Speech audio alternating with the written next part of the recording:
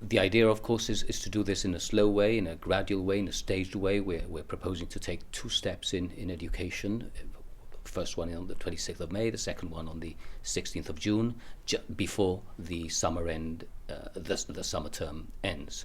So we're having, at the moment, just one year group back on the 26th of May, and practical arrangements are being made. The year groups are going to be split between the morning and the afternoon, so there will be 2-hour slots. There will also be in each of the facilities the children of workers in the other year groups that also need to use the facility and who have registered with the Department of Education for the use of the facility. So there will be, in addition to the year 2 and year 6, there will be other children of other year groups as well. And a lot of work is being done just to restart the schools. We're going to have a lot of mitigating measures being put in place. We're following public health advice, but we're very hopeful that this is a start. But we have essentially 6 or 7 weeks until the end of term, and at least we're going to get some students back to have that contact that they need. Schools are an environment where a large number of children would normally be in a relatively small space, together with a teacher, a learning assistant. How possible is it to put in place measures to have education operate more or less as per normal, but adhering to these public health guidelines? The public health risk assessment and advice is that it is safe to open schools. Notwithstanding that, there are a number of prudent measures, mitigating measures that we're taking. It's going to include staggered entry and dismissals. It's going to include staggered breaks. We're going to have temperature scanners, the same one that we have the frontier. We're going to have for each of all the schools that are opening next week, and temperature scanning is going to take place on arrival and dismissal. We're going to have small groups. What will that mean if a pupil or a teacher enters with a temperature? Will they be asked to go home? Yes, of course. That is the normal reaction. Where somebody has a higher temperature, they will be advised to go home. Certainly they will not be permitted to stay in school, whether it's a child or a teacher. So that's an important measure that is being taken. We're going to operate in small groups.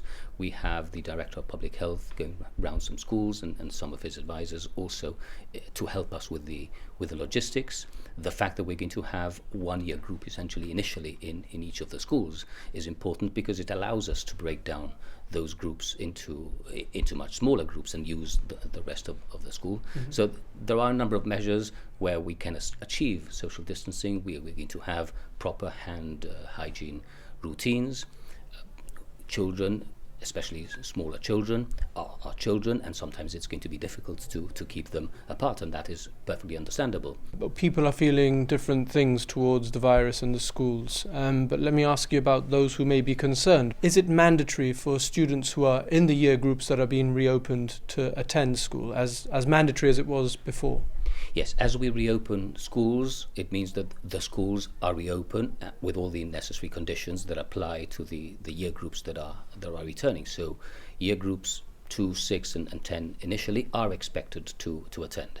Now we do understand the concerns that parents have, and there will be some people, there may be some children with perhaps some health conditions that make them perhaps more high risk than others, and there will be some concern about those children in particular. But even more generally, there will be some parents who will be concerned, notwithstanding the low rate of infection and the fact that we've risk assessed this from a public health point of view, and we've been advised that it is safe to open schools. So we do understand that.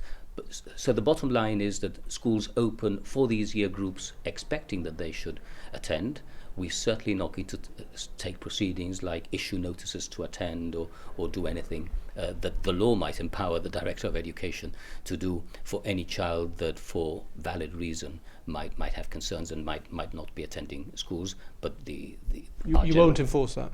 Well, it's going to be very difficult to do that in the present circumstances. What we're doing is retaking some of the contact with the children, and in particular those year groups that it is critical for some work to be done. Years 2 and 6, as we've explained, are transition years. They're moving to new schools in September, and it is important to have that contact and that transition work done as they move to a new a key stage in the new school environment in September. So we do expect them to attend, but we do understand at the same time that there will be some people with concerns. You mentioned the retaking of some contact. Maybe we can discuss what has been happening in recent months since schools stopped delivering the national curriculum. How well do you think the home learning tools put in place and the system have worked? The reports I have are that they've worked particularly well, especially in the primary sector. We've had a very high percentage of children engaging with the teachers on the Seesaw platform, which has been, I think, it's been very enjoyable for students to engage. We've got different platforms and different forms of delivery the home learning program as far as secondary is concerned, but again that program has been delivered. We've had a lot of teachers working from home and working because we've had the shift system, so we've been able to have some teachers in the school environment and other teachers working from home, working on the delivery of these programs through home learning. So I am satisfied that we have been able to put in place at very short notice a program to satisfy what the requirements of the situation need, which is not the same as delivering the national curriculum. It is not the same, clearly, as having the children in school with face-to-face contact, with direct contact with their teachers. We would never be able to replicate the classroom environment in the sort of home learning schemes, platforms that we've done. In respect of the home learning system, to what extent has there been, you say obviously that face-to-face contact has not been possible, but to what extent has there been real-time communication, phone calls or video calls? Well, there has been a lot of engagement by the students, by the teachers directly with the students, and each platform has been different. But certainly there has been communication. There has been not just the delivery of programs. So this is not just about putting something online for children to access. This is about the teachers designing the work that children need to do on a day-to-day basis, putting it out, and then making sure that there is regular catch-up and contact with the students to give them the support and the help that they've needed. We've also been mindful that there are vulnerable children out there, and we've had teams of teachers reaching out to them specifically and supporting them from a social, emotional point of view, and also clearly from a home learning point of view. So that's also been an important part of the work that our staff at the Department of Education have been doing. Have the phone calls and video calls been for students who teachers are worried about, or for all students? No, there has been engagement with all students, but what I mentioned was that there have been teams specifically looking at children who might be vulnerable and following them up specifically to make sure that their needs are catered for and to check up and give them the support that they needed. If we think then about the reopening of schools now, it's for specific year groups. Does it mean that some children won't go back to school before the summer holidays for teachers kick in? The majority of children will not be going back to school. We have around 6,000 children in schools.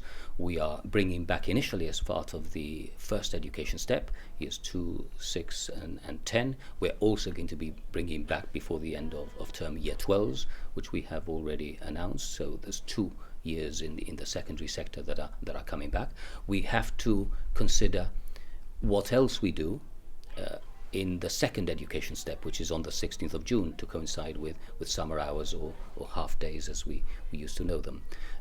But whatever is done, it does mean that a number of children, in fact the majority of children, will not be returning to school this side of summer, and those children will continue to be supported in the same way that children of the year groups that we're bringing back, who have for medical reasons are not able to come back, they will also continue to be supported. Now, research shows, we're obviously all aware of the extraordinary circumstances in which the schools were closed, but research shows that closing schools for extended periods can do lifelong harm to pupils and can also widen inequality. How heavily has that weighed on your decision making? We have been very concerned about the effect of school closure on children. Not just school closure, but the fact that we've had a lockdown and children have not been able to socialize in the way they normally do, meet up family members, meet up for example, their grandparents, and go out and do their normal things, their normal way of life. So social and emotional well-being is clearly an important part of what we do. Not just from the educational side, but that is an important aspect as well. So yes, certainly it is important for children to be back at school and to be back to normal. And as I said on Sunday, nothing would please me more than simply to reopen schools, be able to reopen schools. That is not the advice that we're getting. We protect our children, we protect our staff as much as possible. Remember that our paramount consideration is the safety of children and staff. That has to be the guiding principle, and we have to build on that, because we have to provide education to the best that we are able to do, given the circumstances that we have.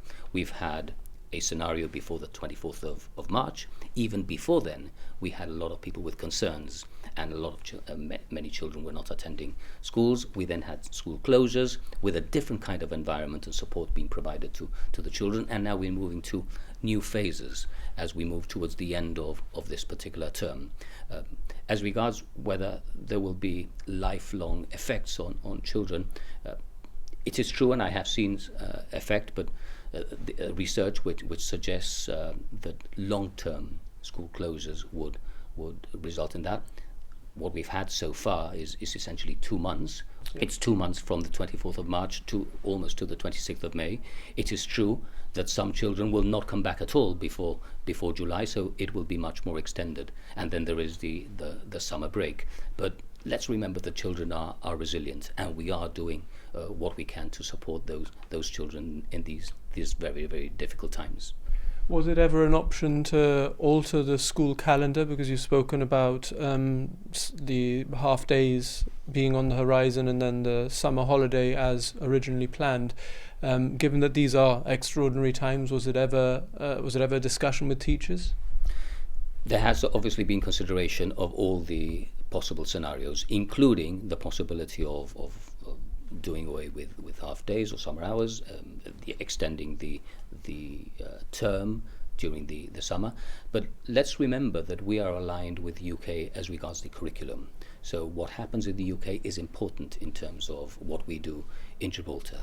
An example was the cancellation of the exams, the GCSE and A-level exams, which affected students in Gibraltar in the same way as it has affected students in the UK. We've had indications in the UK that they are not proposing to extend the term beyond the normal summer term.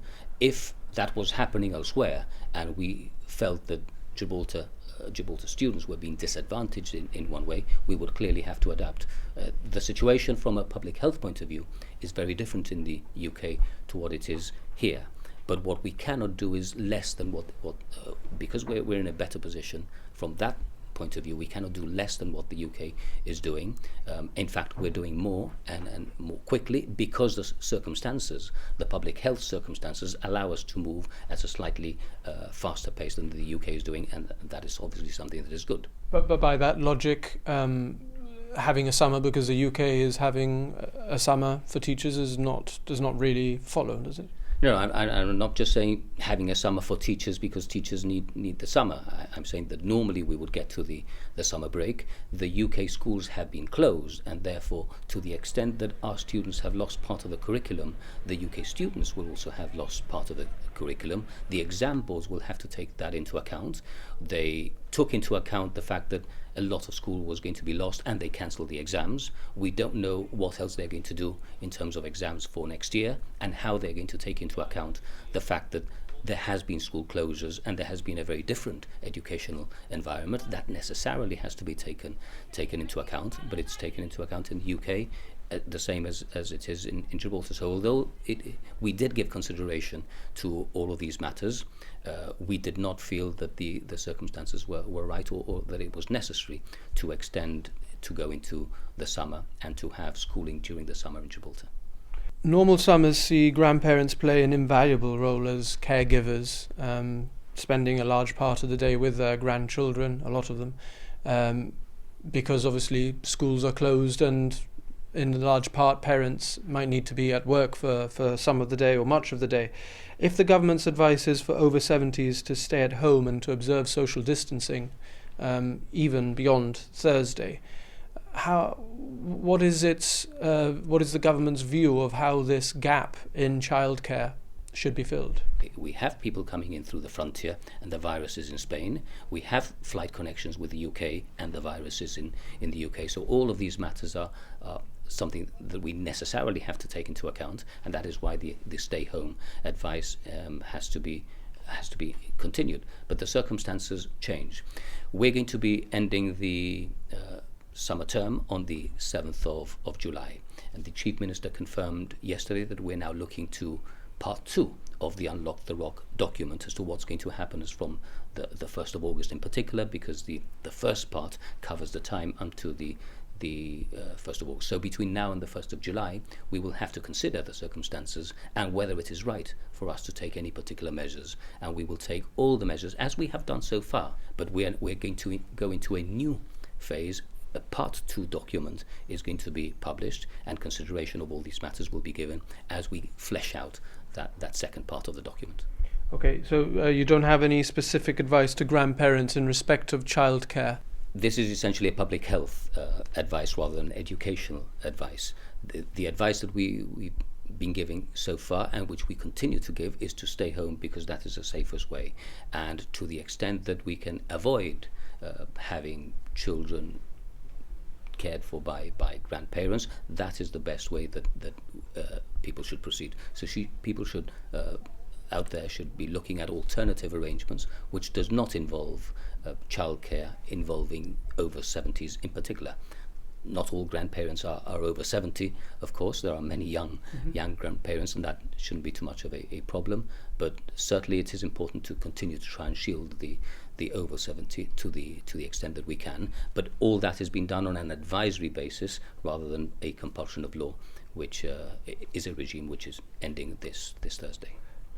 On Thursday, the Chief Minister was asked about this by a member of the public on Viewpoint, and he suggested that you would be giving details of a plan to assist people who would be in need of childcare because of the advice to over 70s.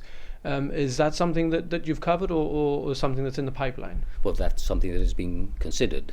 I'm aware that the Chief Minister mentioned that in the Viewpoint programme, and it is something that is being considered as part of the next phase of where we go, particularly what happens at the end of term, and not just what happens at the end of term, but beyond the summer. There will be September, and we need to start planning as to what we're going to do in September. So all of that is part of the planning. At this stage, this week in particular, we are concentrating on reopening the schools, which is happening on the 26th of May. That's next Tuesday after the bank holiday Monday. There is a lot of work and a lot of preparation to be done as regards staffing, facilities. We're having all the facilities inspected, make sure that they are risk assessed from a building perspective, not just from a public health perspective. We need to make sure that everything is as it was before and everything is working, and that's what we're concentrating on this week. Let's get children back to school on the 26th of May. Let's look towards the second step that we will be taking on the 16th of June at the very least. What's going to happen on the 26th of June, on the 16th of June, is because we start the summer hours, all the children that have been attending in the morning and in the afternoon will be going in the morning, probably on a staggered basis, but certainly all in the morning. So that is already one change that is going to happen on the 16th of June, and which we also have to plan for. Without obviously being able to tease out any more of what is in the pipeline, in general terms, there have been some parents who have fed back to GBC concern about the government's sort of drive to try and restart the economy. So parents who want to get back to work when they can, as soon as they can, but equally can't necessarily do so because they have children who would normally be in school but aren't at the moment. Can you just reassure them that the government is intending to provide some support or looking at providing support? Everything is now being considered. Once we finish what we're doing this week, we get the schools open again, we'll start planning the way ahead as from the 16th of June, and then what happens after the 7th of July. Across the profession, the teaching profession, can you confirm the amount of hours or days that have gone into an average week for teachers in recent months? We've had a very different way of operating since the 24th of March in particular. And I know for a fact that teachers have been working hard, not just teachers, but all the staff in all the schools have been working hard to keep going what we intended to operate as from the 24th of March. And it's important to recall all the things that we have been doing. We've spoken already about home learning, so there have been teachers who have had to work from home and work hard in delivering that home learning and supporting the children. We've had schools open for 13 hours as opposed to 7 hours, so from 7:30 in the morning until 8:30 at night. We've had to introduce a shift system and teams, because we don't just have shifts of all the teachers coming in one go. We have to have teams so that we safeguard groups of teachers just in case there was a spike or spread of infection among some teachers, so we had others who were safeguarded. But that is the same as we've done in the public service generally, in the Department of Education and in other offices. We've had the schools that have been open have been operating on weekends, they've been operating on public holidays, they've been operating on school holidays.